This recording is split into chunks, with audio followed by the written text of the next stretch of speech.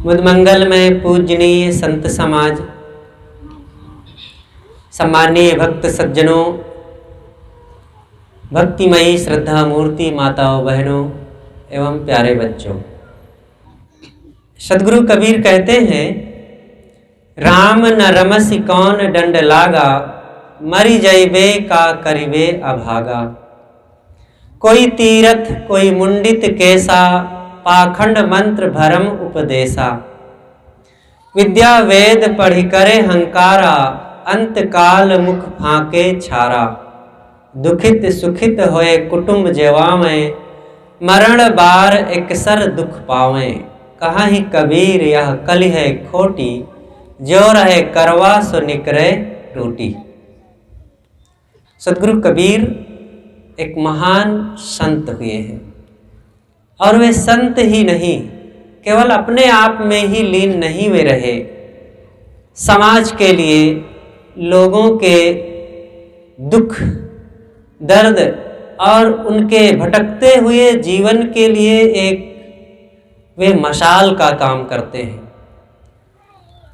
सड़क पर लगे हुए वो मील के पत्थर की तरह हैं, जैसे उस पत्थर के आधार पर हम अपनी मंजिल का पता लगा लेते हैं कि कितना दूर अभी हमारी मंजिल है। दर्पण के सामने खड़े होकर के जैसे हम अपने चेहरे को संवार लेते हैं, वैसे ही सदगुरु कबीर थे। उनकी वाणियों को पढ़कर और उनके विचारों को समझ करके हम अपने जीवन को बदलने में सक्षम होते हैं। तो सदगुरु कहते हैं, राम न रमसि कौन डंड लागा, मरि जइबे का करिबे अभागा। हे भाई, तुम राम में नहीं लगते हो, राम का भजन नहीं करते हो, कौन सा दंड तुम्हें लगा हुआ है? कौन सा दुर्भाग्य उदय हो गया है जो राम भजन नहीं कर रहे हो? अरे एक दिन मर जाओगे, शरीर समाप्त हो जाएगा और हे अभागे, फिर ये तुम्हारा जो धन दौलत बाहर की चीजें ये क्या काम आएंगी, जिनमें भूले भूले तुम भटक रहे हो। तो साहब कहते हैं, राम में रमो। वो राम क्या है, राम में कैसे रमा जाता है? साहब का राम कोई बाहरी राम नहीं, वे अयोध्याधीश राम के लिए भजन करने को नहीं कहते हैं। राम का मतलब साहब कहते हैं आत्मा राम, सबके अंदर जो बैठा हुआ राम है। बाहर का राम जो अयोध्याधीश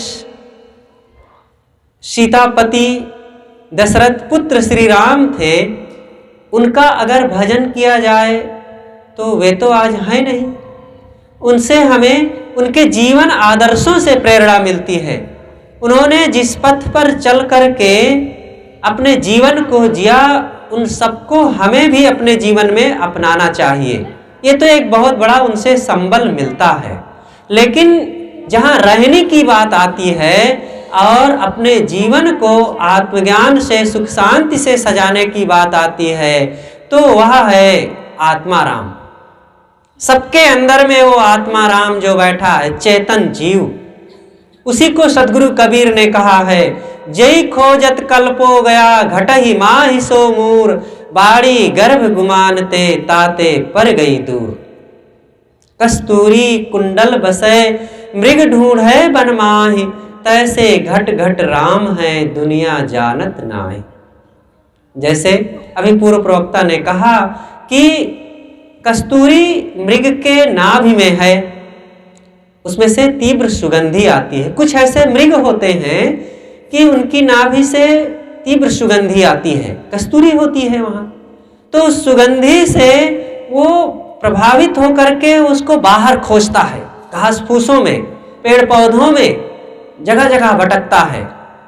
लेकिन जब वो खुजलाता है और उसकी नाक अपनी नाभि की ओर जाती है, तब उसे पता चलता है कि सुगंधी बाहर से नहीं, वो मेरे शरीर से ही आ रही है, मेरी नाभि से आ रही। तब वो भटकना बंद कर देता है। बाहर ऐसा कोई मृग हो वो पता नहीं हमें, होता भी है कि नहीं होता है, संभव है होता भी है। लेकिन ये जो सुगंधी हमें शांति की, परमानंद की, परम सुख की आ रही है, वो परमात्मा की नहीं है। बाहर कोई परमात्मा है, उसकी भूख हमें हो और उसको प्राप्त करके हम तृप्त होंगे, ऐसी बात नहीं। हम आत्मा के ज्ञान के बिना, आत्मबोध के बिना दुखी हैं। हम भगवान नहीं पाए हैं, भगवान के दर्शन नहीं किए हैं, इसलिए दुखी हैं, ऐसा नहीं है। अपने को नहीं जानते हैं, इसलिए हम दुखी हैं। इसलिए हम अपने आप को पहचाने, और वो सबके अंदर आत्मा राम बैठा हुआ है। रमन्ते योगिनो यस्मिन् इति रामः। ज्ञानियों ने कहा है कि योगी जन जिसमें रमण करते हैं उसे राम कहते हैं। योगी जन किस में रमण करते हैं? आत्मा राम में। हर इंसान को अपने आप में स्थित होना चाहिए, शरीर और आत्मा के भेद को समझना चाहिए। शरीर और आत्मा दोनों अलग अलग है। जैसे गाड़ी और गाड़ी को चलाने वाला ड्राइवर अलग अलग है। गाड़ी को जैसा जब चाहता है ड्राइवर उधर मोड़ लेता है और तेज चला देता है, धीरे कर लेता है और रोक देता है। ड्राइवर स्वतंत्र है, गाड़ी स्वतंत्र नहीं है। इसी प्रकार इस शरीर के अंदर बैठा हुआ, इस शरीर का संचालक जो ड्राइवर है, वो कौन है? वही आप है, वही आत्मा है, और उसी को जानने की जरूरत है। कैसा आश्चर्य है कि हम अपने घर को जानते हैं, गांव को जानते हैं, घर की चीज़ों को, गांव की, नगर की चीज़ों को, देश को जानते हैं, दुनिया को जानते हैं, और नदी, पहाड़, समुद्र, पर्वत, जंगल को जानते हैं, ग्रह, नक्षत्र, सितारों को जानते हैं, और अनेक चीज़ों को दुनिया में हम जानते हैं। लेकिन नहीं जाने तो केवल अपने आप को नहीं जाने। है ना आश्चर्य? बाहर सब कुछ जानते हैं, अपने आप को नहीं जानते हैं। सचमुच जो जितना निकट होती है चीज, उतना ही उसको जानना कठिन होता है। आप दूर के पेड़ पहाड़ को, नर नारियों को और नदी जंगल को जानते हैं, देखते हैं, लेकिन आंखों में लगे हुए बाल को नहीं देखते हैं ना। सबके आंखों के ऊपर तो बाल है, भाव, उसे देखते हैं? नहीं देखते हैं। है पास में लेकिन नहीं देखते हैं, वो दिखता नहीं है। इसी प्रकार जो जितना निकट होता है, जब तक उसकी तरफ लक्ष्य नहीं देंगे तब तक वो नहीं दिखेगी। आत्मा ही देखने वाला है, इसीलिए वो बाहर कुछ देखना चाहता है। हम देख देख करके चीज़ों को पकड़ते हैं, देख देख करके आते जाते हैं, और इन दुनिया की चीज़ों में, प्राणी पदार्थों में रीझते खींचते हैं। तो हम सोचते हैं आत्मा को भी आंखों से देख ले। आत्मा आंखों से देखने की चीज नहीं है, आत्मा ही आंखों से देखता है। आत्मा ही आंखों से देखता है। आंखें रहती हैं, जिस दिन आत्मा निकल गया आंखें बेकार हो जाती हैं। जब घर में या कोई भी व्यक्ति का शरीर छूट जाता है तो आंख तो रहती है। चला दो उसके सामने टीवी, देखेगा वो, और उसको बढ़िया बढ़िया चित्र दिखाइए और उसके सामने आप बैठ जाइए, वो आपको पहचानेगा। क्योंकि पहचानने वाला, देखने वाला, सुनने वाला, जानने वाला तो चला गया। अब तो केवल शरीर रह गया है, अब मिट्टी रह गई है। यंत्र बजावत हूं सुना, टूट गया सब तार। यंत्र बिचारा क्या करे, जब गया बजावन हार। देखो यंत्र रखा है, हारमोनियम, ढोलक रखे हैं यहाँ, और उसकी आवाज आती है, सब लोगों को अच्छा लगता है। लेकिन बजाने वाला अगर नहीं है तो ढोलक अपने से बजती है, हारमोनियम अपने से बजेगी और फिर उसका स्वर हमें सुनाई देगा, उसमें रीझेंगे कुछ नहीं। गया बजावन हार। इसी प्रकार ये शरीर रूपी एक बाजा है और इसको बजाने वाला आत्मा राम है। और जब तक वो शरीर में है तब तक यह शरीर आत्मा जैसे दिखता है, ऐसा लगता है कि शरीर ही आत्मा है, लेकिन नहीं, वो अलग है, वो अलग है। आत्मा निकला तो फिर शरीर पड़ा रह जाएगा, वो खड़ा भी नहीं हो सकता है, और चलना फिरना देखना दौड़ना बोलना हंसना और कहना सुनना तो बिल्कुल अलग की बात है, वो संभव ही नहीं है। तो उस आत्मा को पहचानने के लिए साहब कहते हैं तो उसका भजन कैसे किया जाए। भजन क्या है? भजन उसके करने की शुरुआत है कि दोषों का त्याग। भजन का एक अर्थ होता है भागना। जो जागल सो भागल हो रमैया राम, सोवत गैल बिगोए हो रमैया राम। जो जगा सो भगा। भगने का मतलब कहाँ? वो जंगल चला जाए, साधु का कपड़ा पहन ले, तभी वो माना जाए कि वो भाग गया? नहीं, बुराइयों से भगिए। सबको अपने जीवन का अवलोकन करना चाहिए। अगर हम बीड़ी सिगरेट तंबाकू आदि लेते हैं तो मानो हम किसी बुराई में फंसे हैं, इसको छोड़ दें, मतलब इस बुराई से दोष से भाग गए और इस स्तर का हमारा भजन शुरू हो गया। भजन में मानो लग गए। अब मन में ईर्षा द्वेष है, इसको छोड़ दें, मानो एक भजन यह भी हो रहा है। मन में भ्रम अंधविश्वास है, क्रोध लोभ मोह भरा हुआ है, झगड़ा लड़ाई करने की आदत है, गाली गलौज बोल बकते हैं, इनको त्यागें, ये भजन हो रहा है। तो सदगुरु कबीर कहते हैं कि राम में रमो। यही तो कबीर का भजन जो है बहुत सरल नहीं है। अगर समझ जाए तो अत्यंत सरल है, और ना समझे तो लोग कहेंगे कि ये कबीरपंथी लोग भजन क्या करते हैं, ना तिलक लगाते हैं, ना चंदन लगाते हैं, ना माला फेरते हैं, और ना जनेऊ पहनते हैं, ना गंगा स्नान करते हैं, और ना राम राम जपते हैं, और ना बम बम बोलते हैं, और ना हरिओम बोलते हैं। ये भजन क्या करते हैं? ये बोलना कहना भेष बनाना और लंबा और खड़ा और ठाढ़ा तिलक लगाना, चोटी जनेऊ दाढ़ी रखना बनाना, ये भजन नहीं है। ये बाहर का कुछ आलबाल है, प्रतीक है, दिखावा है थोड़ा। और ठीक है, इसमें एक भजन करने की एक पहचान हो जाती है कि भाई ये भजन करता होगा। हो सकता है ना भी करता हो, ये बाहर चिन्ह केवल बनाए हुए है, बस एक हरी झंडी है भजन करने वाले के लिए। लेकिन केवल बाहर का भेष बना लेने से भजन नहीं होता, अंदर होना चाहिए, अंदर का काम होना चाहिए। बिना अंदर से अपने को बदले भजन नहीं होगा। इसलिए भजन है बुराइयों का त्याग। सदगुरु कहते हैं कि जब तुम्हारे अंदर से दोष निकल जाएंगे, गंदी आदतें छूट जाएंगी, तब फिर सफाई हो जाएगी। और जब सफाई हो जाती है तब मन निर्मल हो जाता है।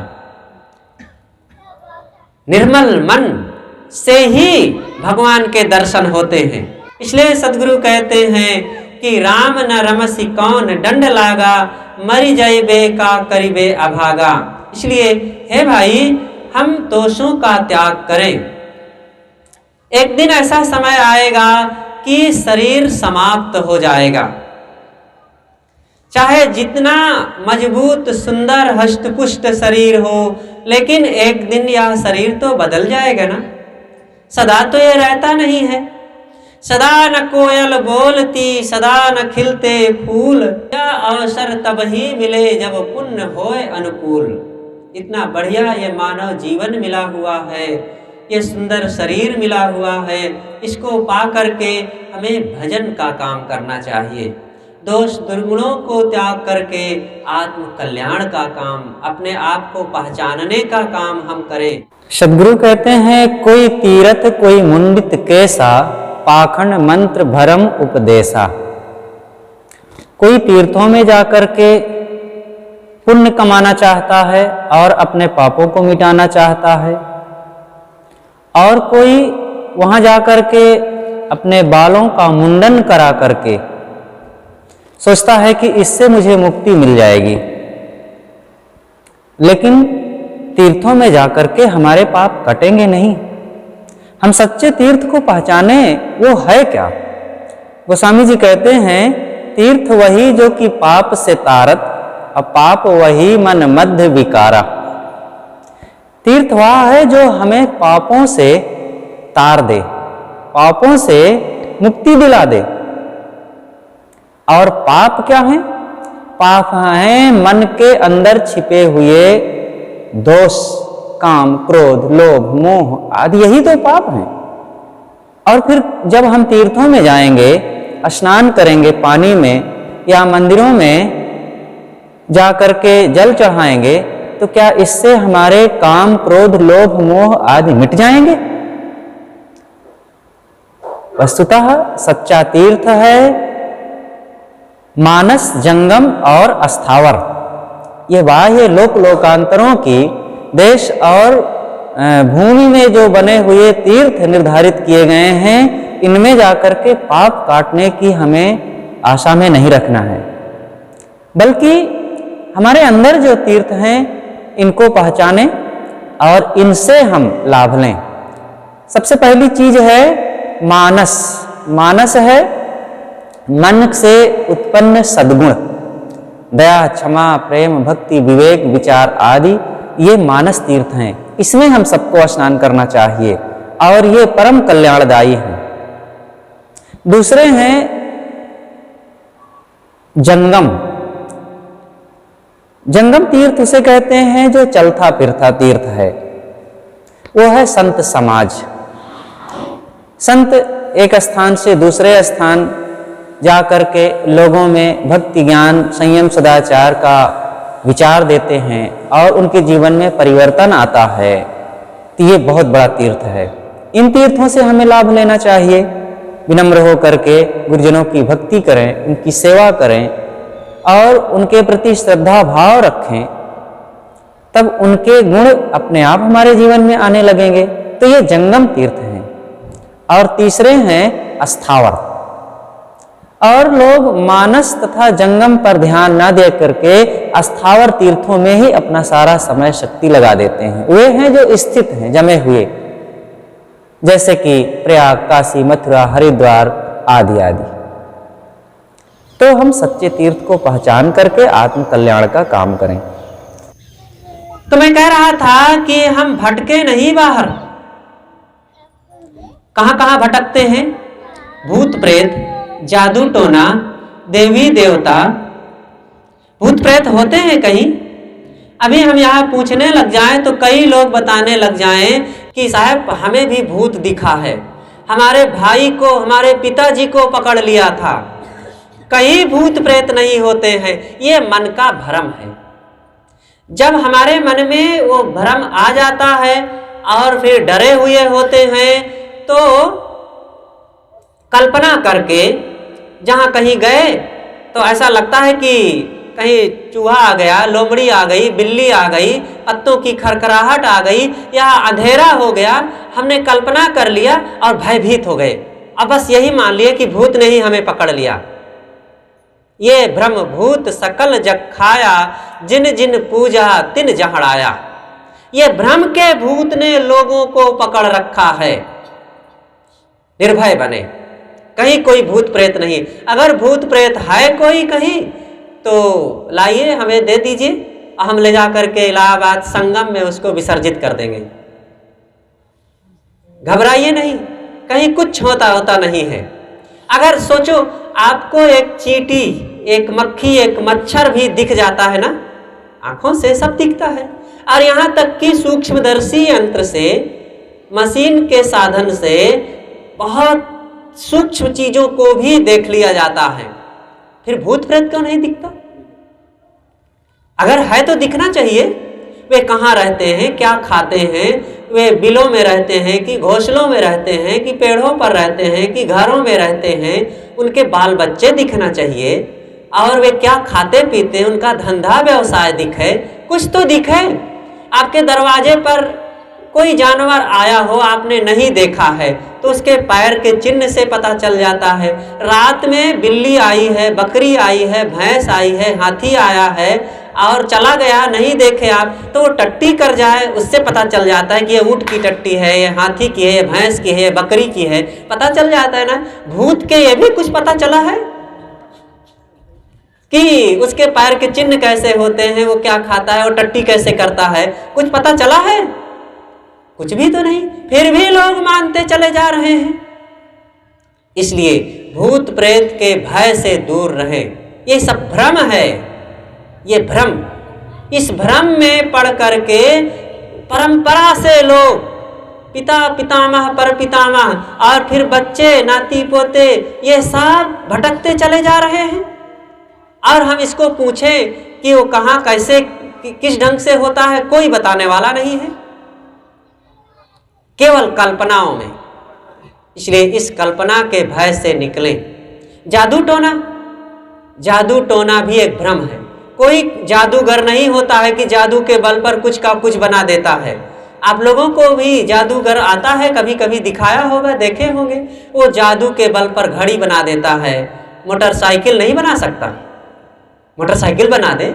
जिन चीज़ों को छिपा सकता है अपने हाथ में, जेब में, उन्हीं चीज़ों को एक सिक्का बना दिया, 2 बिस्कुट बना दिया, 1 केला बना दिया और अंगूठी बना दिया, और ऐसे कुछ थोड़ा मोड़ा बना सकता है।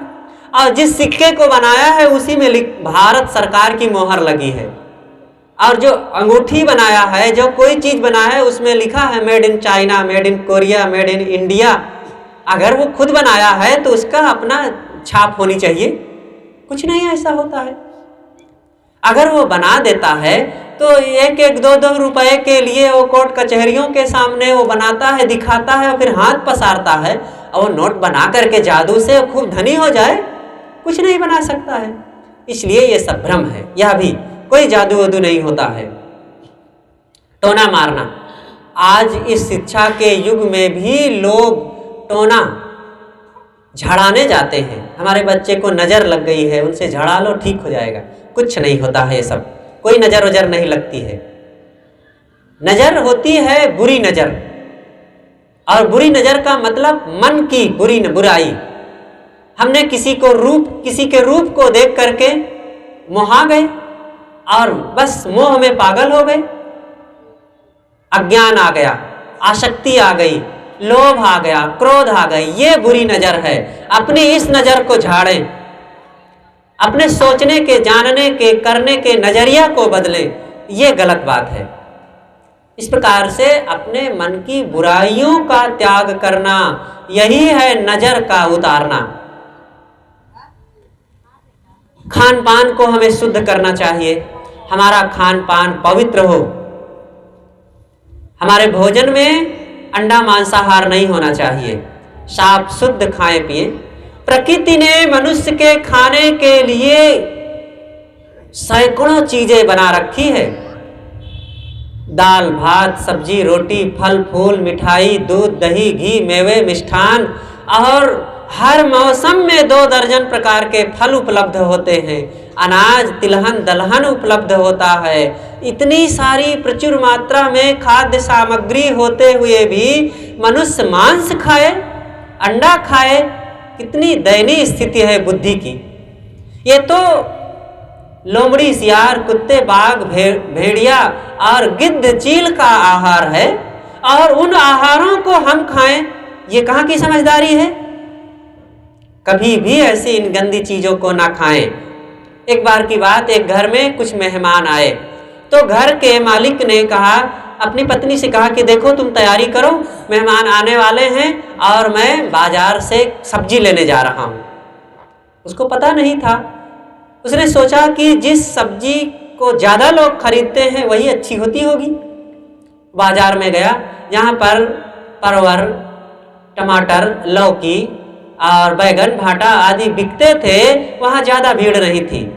दूसरी तरफ एक किनारे में बड़ी भीड़ थी।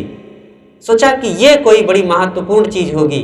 वहाँ गया तो देखता है एक व्यक्ति जल्लाद की तरह और कुछ एक जानवर को काट करके टुकड़े टुकड़े करके दे रहा है, लोग भी खूब ले रहे हैं। सोचा ये जरूर बहुत अच्छी चीज़ होगी। उन्होंने कहा कि भाई मुझे भी 1 किलो दे दो, और उसने काट करके 1 किलो दे दिया थैली में भर करके। तो उसने कहा कि भाई इसको मैं कैसे बनाऊंगा, और फिर मुझे तो बनाना नहीं है, मेरी घरवाली बनाएगी, तो कैसे बनाना है। कहा कि ये इतना नमक, इतना मिर्चा, इतना तेल, इतना मसाला डालना, इसे पकाना, तैयार हो जाएगी। कहे यार मैं भूल जाऊंगा, जरा एक पर्चे में लिख करके देखा, तुम भी बड़े विचित्र आदमी हो, भूल जाओगे। तो लिख करके एक पर्चे में दे दिया कि इस ढंग से इतना मसाला, इतना तेल, इतना देर तक पकाना और तैयार। तो एक हाथ में पर्चा और एक हाथ में मांस की थैली लिए चला जा रहा था। रास्ते में ऊपर एक गिद्ध चील मड़रा रहा था। उसने देखा कि ये लहूलुहान थैली में भरा हुआ कुछ लिए जा रहा, एक ही झपट्टे में उसकी थैली को उठा ले गया और ले करके आकाश में उड़ गया। अब ये पर्चा को दिखाते हुए चिल्लाता है कि अरे तुम खाओगे तो कैसे खाओगे, अगर तुमको खाना है तो ये पर्चा को ले जाओ और इसके अनुसार बनाना तब खाना, तो नहीं तो तुम खाओगे तो कैसे खाओगे। सोचो, एक गिद्ध को पर्चे की जरूरत पड़ती है क्योंकि उसका स्वाभाविक आहार है, मनुष्य का स्वाभाविक आहार नहीं है, उसको बहुत कृत्रिम करना पड़ता है। उसको तेल, मसाला, आग, चूल्हा और पकाने की अनेक और कृत्रिमता अपनाने की जरूरत पड़ती है। इसलिए बंधुओं, मनुष्य का ये आहार नहीं है, इन सबसे दूर होवें। मनुष्य को आपसी प्रेम का पालन करना चाहिए। हम जहाँ रह रहे हैं, सबसे पहले अपने लोगों में हंसी खुशी, मेल मिलाप, प्रेम प्रसन्नता को अपनावें। हम अपनों में ही अगर लड़ झगड़ करके जी रहे हैं, भाई भाई, पिता पुत्र, पति पत्नी, सास बहू, देवरान जेठान, तो फिर सोचो घर में ही हम महाभारत कर रहे हैं तो कब खुश होंगे। खूब घर है बड़ा सा, धन है खूब, रुपए पैसे खूब हैं और लोगों में हमारी शोहरत भी है, लेकिन घरे में हम लड़ रहे हैं, काँव काँव कर रहे हैं, तो ऐसा घर वो नरक बना रहेगा। क्या कभी कोई सुखी रह सकता है। सहना सीखें, प्रेम से रहना सीखें। कुत्तों की आदत नहीं होनी चाहिए। एक बगीचे में बहुत से कुत्ते इकट्ठे हुए और कुत्तों ने आपस में मीटिंग किया कि भाई हम लोग बहुत बदनाम हैं, और लोग कहते कुत्ते कहीं के, तो जब जिधर देखो उधर कहते कुत्ते कहीं के। कहीं कोई लड़ झगड़ रहा है तो कहते अरे भाइयों तो कुत्ते जैसे लड़ रहे हैं, हम लोग बहुत बदनाम हैं, तो हम लोग अब प्रेम से रहेंगे आपस में। सब कुत्तों ने कहा कि बिल्कुल बिल्कुल, अब आज के बाद हम लोग कभी नहीं लड़ेंगे, खूब प्रेम से रहेंगे और एक दूसरे का सम्मान करेंगे, हंस बोल करके रहेंगे, और ऐसा अब बिल्कुल कभी नहीं करेंगे। तो सब खूब गले मिल रहे थे, सब लोग संकल्प कर रहे थे कि आज के बाद अब हम कभी झगड़ा नहीं करेंगे। उसी बगीचे में एक पेड़ के ऊपर एक कौवा बैठा था। उसने देखा कि ये कुत्ते आपस में गले मिल रहे हैं, संकल्प कर रहे हैं कि आज के बाद अब हम कभी नहीं लड़ेंगे, प्रेम से रहेंगे। कुत्ते और प्रेम, ये कैसे संभव है, जरा देखें तो। वो गया गांव की ओर, एक बच्चा रोटी खा रहा था और उसकी रोटी को झपट लाया और पेड़ पर बैठा ऊपर। अभी कुत्ते गले मिल ही रहे थे कि ऊपर से रोटी गिरा दिया। जैसे ही रोटी नीचे गिरी तो देखे कुत्ते और फिर उनका गले मिलना छूटा, भूल गए वे और दौड़े रोटी की ओर सब। और रोटी तो धूल में मिल गई और किसी को ना मिली, लेकिन अब फिर नोचने लगे, एक दूसरे को झाँव झाँव करने लगे।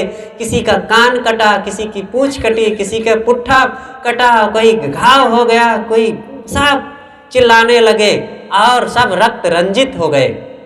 देखो ये कुत्ते का संकल्प। क्या हम भी ऐसे हैं क्या?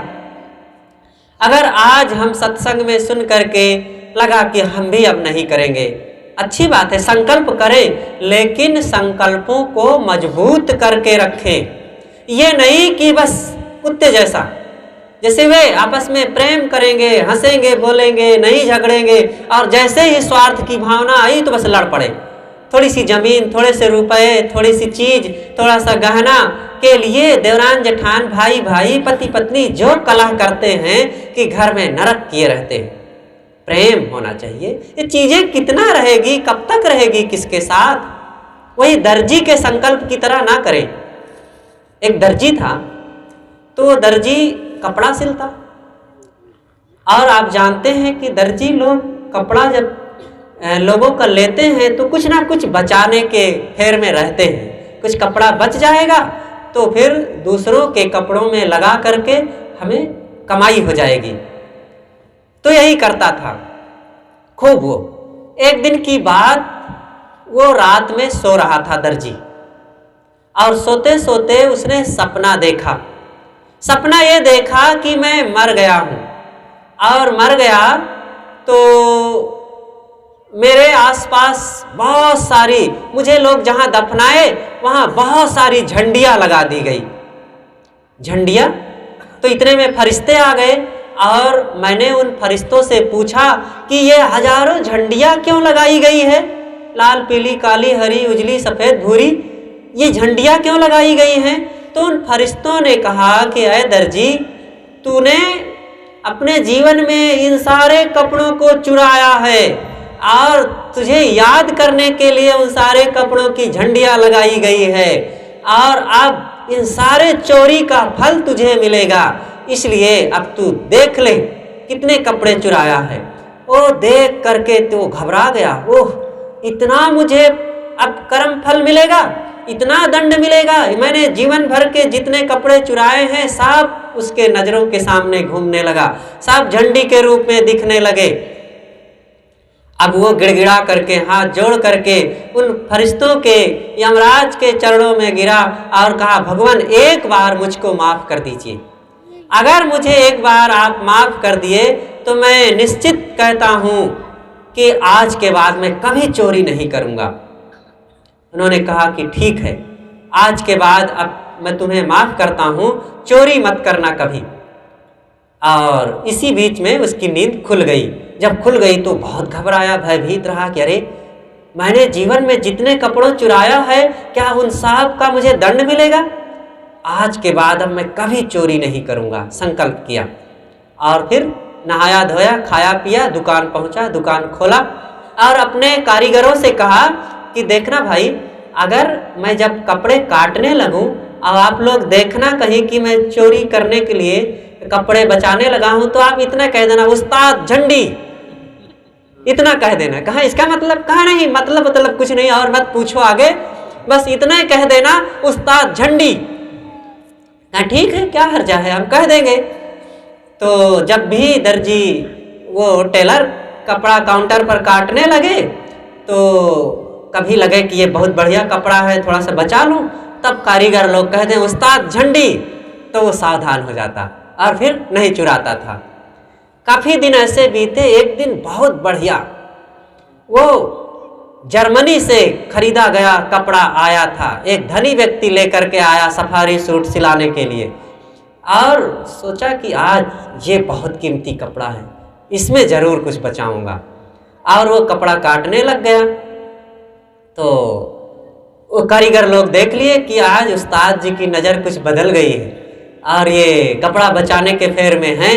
तो एक कहता है उस्ताद झंडी, तो चुप हो गया और पीठ पीछे करके काटते चले गए। तो दूसरा कहता है उस्ताद झंडी, लेकिन फिर भी अनसुनी कर दिया। तीसरा फिर कहता है उस्ताद झंडी, तो जोर से झल्ला उठा, कहा क्या झंडी झंडी कर रहे हो यार, जब हजारों झंडी लगी तो एक झंडी और लग जाएगी।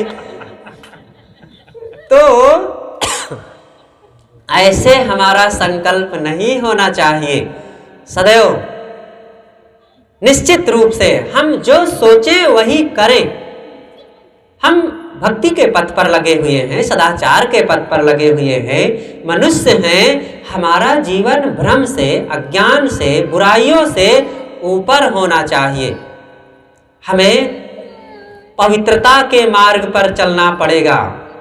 ये जीवन देखो बड़े सौभाग्य से मिला है।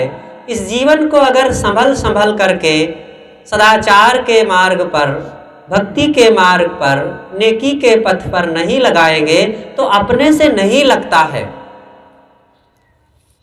जीवन अपने से देखो बदल जाएगा। हाथ पैर अपने आप धीरे से कमजोर हो जाएंगे, बाल पक जाएंगे अपने आप, दांत भी झड़ने लग जाते हैं अपने आप, हाथ पैर कमर में दर्द भी अपने आप शुरू हो जाता है। लेकिन क्या मन पवित्र हो जाएगा अपने आप? जीवन से बुराइयां निकल जाएंगी अपने आप? नहीं होगा ऐसा। वो करना पड़ेगा, भक्ति भजन करना पड़ेगा। इसलिए सदगुरु कहते हैं कि जो मैं पद कह रहा था, राम न रमसी कौन दंड लागा, मरि जइबे का करिबे अभागा, कोई तीरथ कोई मुंडित केसा, पाखंड मंत्र भरम उपदेशा। ये भ्रम, दुनिया के भ्रम में ना पड़े। अनेक प्रकार के भ्रमों का मैंने निराकरण किया कि ये सारी चीजें हमारे दिल दिमाग को अवशोषित करती है। एक बाबा थे, बाबा अपने आप को बड़े सिद्ध बता रहे थे और कहते हैं, बच्चा हमारे यहाँ आ जाओ और हमसे दीक्षा ले लो, बस कुछ करना नहीं है, तुम्हें कल्याण मिल जाएगा, भगवान के दर्शन हो जाएंगे।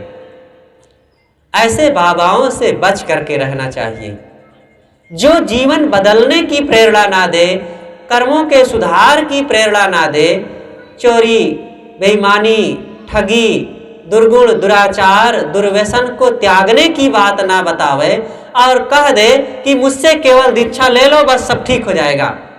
दीक्षा लेना अच्छा है, संतों के पास जाना बहुत जरूरी है, लेकिन भाई इस दीक्षा, सत्संग, भजन और धर्म का मतलब है कि जीवन बदले हमारा।